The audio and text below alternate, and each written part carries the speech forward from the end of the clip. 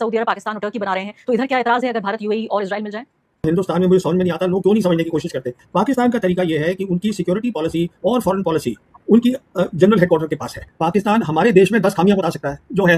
तो मैंने आपको बता दिया है, in terms of military balance उनका किल चेन आगे चला गया है। In terms of Islamic framework strategic level पे हमें प्रॉब्लम खड़ी हो रही है और हो सकती है। और मैं आपको इशारा करके ये भी बता दूं, प्रॉब्लम कहाँ होगी। प्रॉब्लम चिकन नेक पे होगी, सिलीगुड़ी कॉरिडोर पे होगी। नक्शा देख लीजिए। सचेत होना चाहिए। ये जो कहा जा रहा है कि भई देखिए यूएई, इज़राइल और भारत एक अलग ही एक्सेस ऑफ पावर बना रहे हैं, ये in response to macaca pact हो रहा है। क्या ये सही है कि भारत अपने लिए ठीक काम कर रहा है ये? भारत अपनी पूरी फॉरेन पॉलिसी गलत है और ग्राउंड पे साबित हो चुकी है। इजराइल आज जो है एक ऐसे कगार पे खड़ा है कि Israel will be in big trouble. और यूएई अगर ठीक तरीके से बात को नहीं समझेगा, UAE will be in trouble. UAE ये है हिंदुस्तान की फॉरेन पॉलिसी, मोदी सरकार की। मैं बार बार बोल रहा हूं और हर लड़ाई के बाद ये और साबित होता जा रहा है जो मैं बोल रहा हूं। हमारी फॉरेन पॉलिसी ठीक नहीं है, हमें पाकिस्तान से बात करनी है।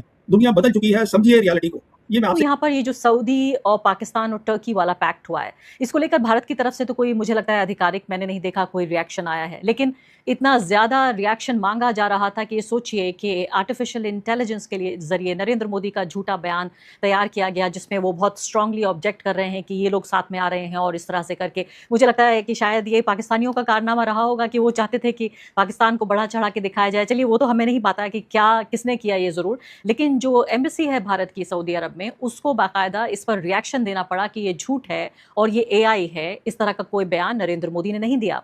मैं आपसे यहाँ समझना चाहती हूँ कि जिस तरह से मैंने ज़िक्र किया कि ये जो मक्का पैक्ट का हम ज़िक्र कर रहे हैं, उसी के काउंटर के तौर पर देखा जा रहा है कि इज़राइल, इंडिया और यूएई, ये तीनों देश आकर और एक कोई पैक्ट या कोई अलायंस जो उनका बन रहा है, उसको लेकर सऊदी अरब को ऑब्जेक्शन हो रहा है। वहाँ के तमाम कमेंटेटर्स कह रहे हैं कि नहीं करना चाहिए। तो अगर इधर सऊदी अरब, पाकिस्तान और टर्की बना रहे हैं, तो इधर क्या एतराज़ है अगर भारत, यूएई और इज़राइल मिल जाएँ?